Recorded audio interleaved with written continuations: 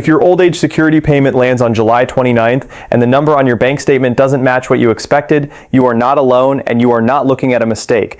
Something real is happening to senior benefits this month, and it's bigger than the usual quarterly bump. Two separate government calculations are hitting your account on the exact same day. One of them is a guaranteed increase that applies to almost every senior in Canada. The other is a personal recalculation that could raise your payment, lower it, or in some cases, pause it completely depending on one number, the income you reported on your 2025 tax return. If you receive OAS, GIS, the allowance, or the allowance for the survivor, this video is going to walk you through exactly what's changing, why it's changing now, and what you need to do in the next few days to make sure your money keeps flowing the way it should. Before we get into the details, if you find these straightforward, no fluff updates useful, go ahead and subscribe and turn on notifications. Government benefit rules shift every few months, and missing one small detail can mean missing real money. We're not here to sell you anything. We're here to make sure you understand your own benefits better than most people ever get the chance to. So let's set the stage. Every 3 months, the Government of Canada reviews old age security payments and adjusts them based on the Consumer Price Index.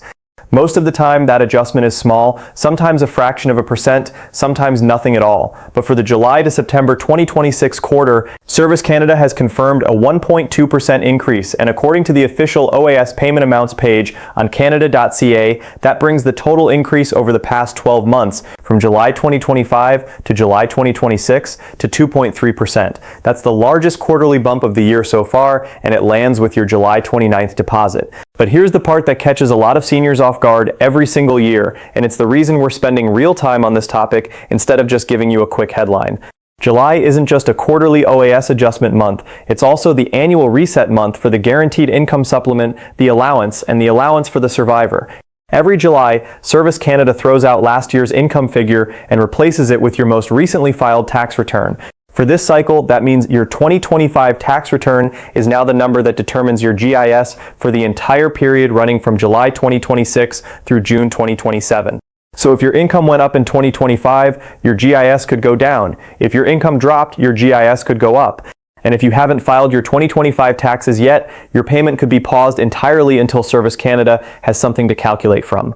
That's 3 separate things happening on one payment date, and we're going to unpack every one of them. Let's make sure everyone is on the same page about what's actually happening here, because there's a difference between an OAS rate increase and a GIS reset, and mixing them up is where a lot of confusion starts. The OAS increase is universal. It applies across the board to every eligible senior receiving the pension, and it's driven purely by inflation data.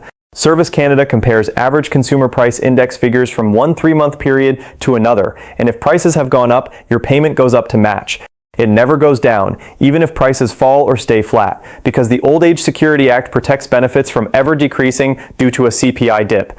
So the 1.2% increase for this quarter is locked in, confirmed, and applies whether you're a single senior living alone or part of a couple with a healthy pension income. The GIS reset works completely differently. GIS is a means-tested benefit, which means the amount you receive depends entirely on your income from the previous calendar year. Every July, that reference year rolls forward by 1. Last July, your GIS was based on your 2024 income. This July, it shifts to your 2025 income. If nothing about your income changed between those 2 years, you might not notice much difference beyond the standard 1.2% quarterly bump. But if you had a bigger RREF withdrawal in 2025, sold an investment, picked up part-time work, or had any other income event, that number now directly affects what lands in your account, starting with the July 29th payment and continuing for the next 12 months. There's another important detail many seniors overlook, and we'll come back to it later in more depth. This same July date also triggers a rollover for the OAS recovery tax, commonly known as the clawback. The threshold that determines whether high-income seniors have to repay part of their OAS also updates based on the newest available tax year. So if you're anywhere near that upper income range, this month matters to you too, even if you don't receive GIS at all. Let's get into the actual numbers, because this is where people want clarity, not vague estimates. According to the confirmed figures from the Government of Canada's OAS payment amounts page, the maximum monthly OAS pension for seniors aged 65 to 74 is rising from $743.05 to approximately $751.97, with the July 29th payment for seniors aged 75 and older who already receive a higher amount due to the automatic 10% increase applied once you turn 75. The maximum is rising from $817.36 to approximately $827.17. That works out to roughly $9 more per month for the younger group and about $10 more per month for the 75 plus group. Now I want to be upfront about something important. These are maximum amounts. Your actual payment depends on how many years you've lived in Canada after turning 18. If you have the full 40 years of residency, you likely receive the maximum. If you have fewer years, you receive a partial pension, and the 1.2% increase still applies just proportionally to your smaller base amount. So if you're currently receiving 3/4 of the maximum pension because of your residency history, you'll see roughly 3/4 of that $9 or $10 increase, not the full amount. For GIS, the calculation is more individualized because it depends on your income, your marital status, and whether your spouse also receives OAS. Rather than quote a single dollar figure that won't apply to most viewers, here's what you need to know. The 1.2% quarterly increase applies to GIS the same way it applies to OAS. So there's a guaranteed bump built in regardless of your income. On top of that guaranteed bump, your personal GIS amount is then recalculated using your 2025 income. Combined income limits for eligibility hover in a range that Service Canada updates each quarter, generally somewhere around the low $20,000 mark annually, for a single senior with no other OAS receiving spouse, though I'd strongly encourage you to check your exact threshold on your My Service Canada account rather than relying on a number from a video, because these figures shift and your personal situation determines exactly where you fall. The allowance, which is available to lower income spouses or common law partners aged 60 to 64 whose partner receives GIS, and the allowance for the survivor for widowed Canadians in that same age range, both follow the identical pattern. They receive the quarterly 1.2% increase, and their income-tested portion resets using the 2025 tax year. There's another important detail many seniors overlook here. The OAS recovery tax threshold, the line above which high-income seniors start losing part of their pension, also rolls forward to the newest tax year with this July date.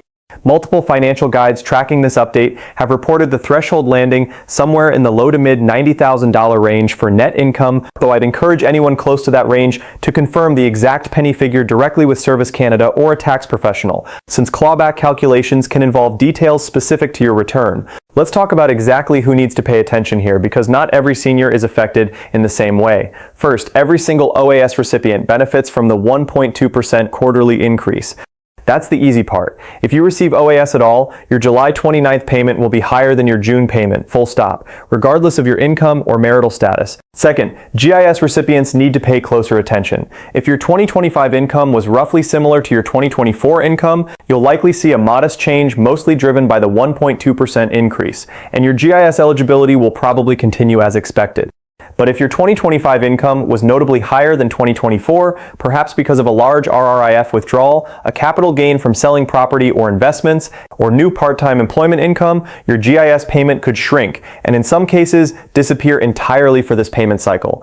On the flip side, if you retired partway through 2025 or your income dropped for any reason, your GIS could actually increase, sometimes significantly. Third, and this is a group people often forget, seniors who haven't yet filed their 2025 tax return. This is critical.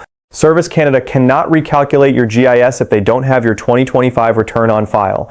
If you miss the filing deadline or you're behind on your taxes, your GIS payments can be suspended starting with this July cycle until your return is processed. We'll talk more about how to fix this in the mistakes and action sections coming up, so stay with me. Fourth, higher income seniors near the OAS clawback threshold. Even if you've never thought about GIS because your income is well above that range, the recovery tax rollover affects you too. Your 2025 income is now the figure Service Canada uses to determine whether and how much OAS repayment applies to your pension for the year ahead. And finally, spouses and survivors receiving the allowance or allowance for the survivor fall into the same reset cycle, following the same rules as GIS recipients, just with different income thresholds because of their unique eligibility category. But that's only part of the story. There's a factor that trips up more seniors than almost anything else in this entire process, and we're going to cover it fully in just a few minutes, because it has to do with timing, not income. Let's talk honestly about what this means for you, because there are real opportunities here alongside real risks, and I want you walking away from this video clear on both. Starting with the good news, the 1.2% increase is guaranteed money, no action required. You don't need to apply for it, request it, or prove anything. If you're already receiving OAS, it happens automatically. That's the beauty of an index benefit. It's designed to help your fixed income keep pace, at least partially, with the cost of living. The second opportunity is specifically for anyone whose income dropped in 2025. If you retired, reduced your work hours, or had lower investment income last year compared to 2024, this reset could genuinely increase your GIS payment, sometimes by a meaningful amount. This is one of the rare moments in the benefits calendar where a life change that felt like a financial setback, like retiring or scaling back work, can translate into more support from the government. If that's your situation, this July payment could be one of the better surprises you get this year. Now for the risks, because I'd rather you hear this from me than discover it after the fact.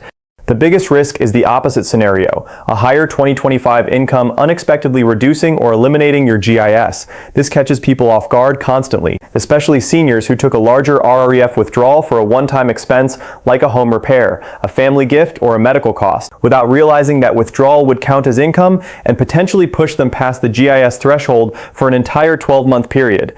The same applies to capital gains from selling a cottage, a rental property, or investments outside a registered account. Even though that money might already be spent, Service Canada still counts it as income on your 2025 return, and that can mean 12 months of reduced or eliminated GIS starting this July.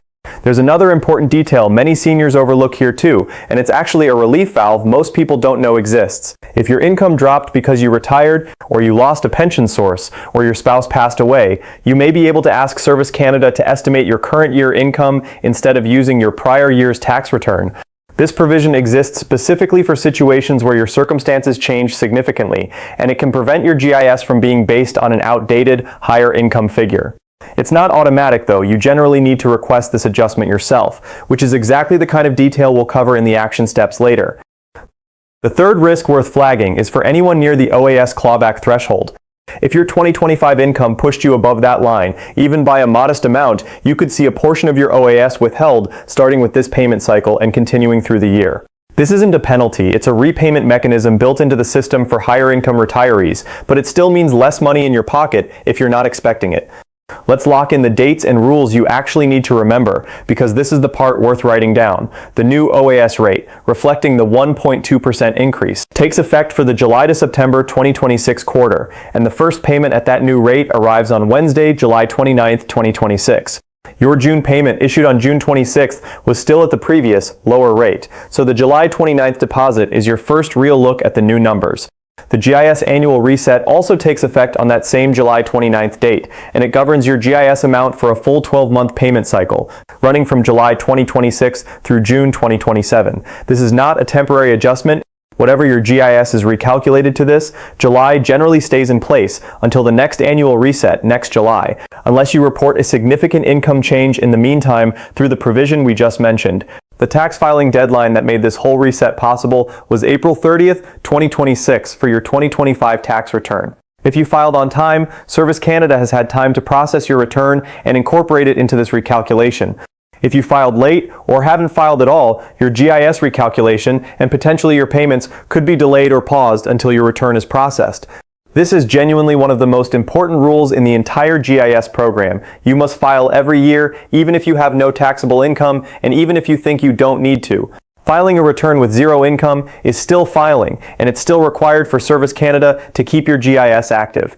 Quarterly OAS reviews happen 4 times a year: January, April, July, and October.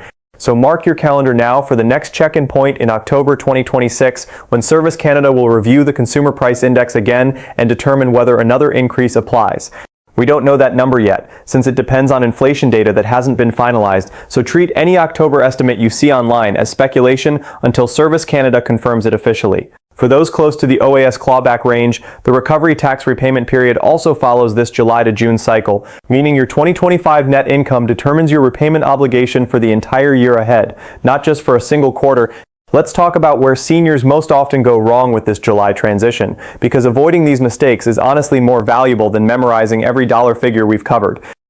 Mistake number 1. Assuming a lower July payment means an error. Every year, Service Canada fields a wave of calls from seniors convinced their payment was cut by mistake, when in reality, their GIS portion simply recalculated based on a higher 2025 income.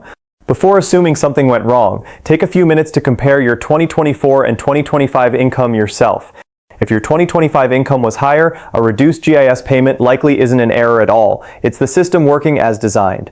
Mistake number 2, not filing taxes on time, or not filing at all because a senior assumes they don't need to since their income is low or they're not working. This is one of the costliest assumptions in the entire benefit system. Filing your taxes is not optional if you want to keep receiving GIS. A zero income return still needs to be filed every single year, on time, without exception. Mistake number 3, taking a large lump sum withdrawal, like a bigger RRIF payment, without thinking through how it affects the following year's GIS. If you're planning a large withdrawal for a specific purpose, it's worth having a conversation with a financial advisor or tax professional beforehand about the GIS implications, because a decision made in one year can quietly affect your income support for the entire following payment cycle. Mistake number 4, not knowing about the income reassessment option when circumstances change. If you retired, lost a pension, or experienced a significant income drop, and you don't proactively contact Service Canada about it, you could end up receiving a lower GIS payment based on outdated, higher income from a year that no longer reflects your reality. This provision exists to help you, but it's not automatic, so silence works against you here. Mistake number 5, confusing the OAS increase with the GIS reset and assuming both work the same way. As we've covered, the OAS bump is universal and guaranteed. The GIS reset is personal and income-based. Don't assume that because your OAS went up, your total payment automatically went up too. For GIS recipients, the two calculations can actually move in opposite directions. And mistake number 6, which is subtle but important, assuming online estimates, including ones from financial blogs and even from videos like this one, are your exact personal payment amount. They're not. They're general guidance based on published maximums and confirmed rate changes. Your specific number depends on your unique income, residency history, and marital status, and the only place to get your precise figure is directly from Service Canada or your My Service Canada account. Now let's turn this into action, because understanding the rules only helps if you actually use that knowledge. Here's what I'd recommend doing this week, not next month. First, log into your My Service Canada account if you haven't already, and check your latest benefit statement once the July 29th payment posts. This will show you exactly how much you're receiving and give you a chance to compare it against your June payment so you can see precisely what changed and why. Second, confirm your 2025 tax return has actually been filed and processed. If you're not sure, you can check your status through the CRA's My Account portal or by calling the CRA directly. If you haven't filed yet, do it as soon as possible, because every week of delay is potentially a week of paused or reduced GIS. Third, if your income drops significantly in 2025 due to retirement, the loss of a pension, or the death of a spouse, contact Service Canada directly and ask about requesting a current year income estimate instead of relying on your prior tax return. Don't assume this happens automatically. You generally need to initiate that request yourself. Fourth, if you took a large RRIF withdrawal, sold property, or had any other significant one-time income event in 2025, and your GIS decreased more than you expected this July, don't panic, but do review your income tax slips carefully to understand exactly what triggered the change, and consider speaking with a financial advisor about how to structure future withdrawals to minimize this kind of disruption going forward. Fifth, if you're near the OAS clawback threshold, take some time this month to review your total net income for 2025 and understand whether any repayment applies to you this cycle. A conversation with a tax professional can help you plan ahead, especially if you have some control over timing future withdrawals or income sources. And finally, set a reminder for next spring, well before the April 30th filing deadline, so this entire process runs smoothly next year too. The single biggest thing you can do to protect your GIS long-term is simply making tax filing a non-negotiable annual habit, regardless of how much or how little income you have. If any of this feels overwhelming, that's completely normal. These systems are genuinely complex, and you're not expected to memorize every threshold and rule. What matters most is knowing that these changes exist, knowing roughly when they happen each year, and knowing where to go, whether that's your My Service Canada account, the CRA, or a trusted advisor, to get answers specific to your situation. Before we wrap up, if this video has helped clarify something that felt confusing, take a second to subscribe. We put out straightforward updates like this specifically because so much of the information out there is either outdated, overly complicated, or written for people much younger than the audience it actually affects. You deserve clear, honest information about the money you've earned the right to receive. Let's bring this all together, starting with your July 29th, 2026 payment. Old age security rises by 1.2% for the July to September quarter, bringing the maximum monthly amount to approximately $751.97 for seniors aged 65 to 74, and approximately $827.17 for those 75 and older, according to figures confirmed on the official Government of Canada OAS payment amounts page. This increase is automatic, universal, and requires no action on your part. At the same time, on that identical payment date, the Guaranteed Income Supplement, the Allowance, and the Allowance for the Survivor all undergo their annual reset, shifting from your 2024 tax return to your 2025 tax return as the basis for calculating your income-tested benefit for the entire July 2026 to June 2027 payment year. This means your GIS amount could rise, fall, or in some cases pause entirely, depending entirely on how your income changed between those 2 years, completely separate from the guaranteed OAS increase. The single most important action you can take, regardless of your income level, is making sure your 2025 tax return has been filed. Without it, Service Canada cannot process your GIS recalculation, and that alone can interrupt a benefit you're otherwise fully entitled to receive. If your income rose in 2025 because of a large withdrawal, a capital gain, or new employment income, expect a possible reduction in your GIS and take time to understand why before assuming there's been a mistake. If your income dropped because of retirement or the loss of a pension, don't just wait passively for the recalculation. Reach out to Service Canada directly because you may be entitled to have your benefit based on your current lower income rather than an outdated figure from the year before. And if you're a higher income senior who has never paid much attention to GIS, remember that the OAS recovery tax threshold also rolls forward with your 2025 income this same July, so it's worth a few minutes of your time to check where you land. At the end of the day, this July payment represents one of the busiest, most consequential moments in the entire senior benefits calendar. 2 guaranteed adjustments and 1 deeply personal recalculation, all landing in your account on the same day. The seniors who come out ahead aren't the ones with the highest income or the most complicated financial plans. They're the ones who stay informed, file their taxes on time every year, and know exactly who to call when something about their payment doesn't look right. That's exactly why we make videos like this one. Government benefits shouldn't feel like a mystery, especially not for the generation that spent decades contributing to a system that's supposed to support you now. If this video gave you clarity or helped you catch something you might have otherwise missed, please subscribe and turn on notifications, because we'll keep bringing you these updates every time something changes that affects your payments. Stay informed, check your My Service Canada account once your July 29th deposit lands, and don't hesitate to reach out to Service Canada directly if anything looks different than you expected. Thanks for watching, and we'll see you in the next one.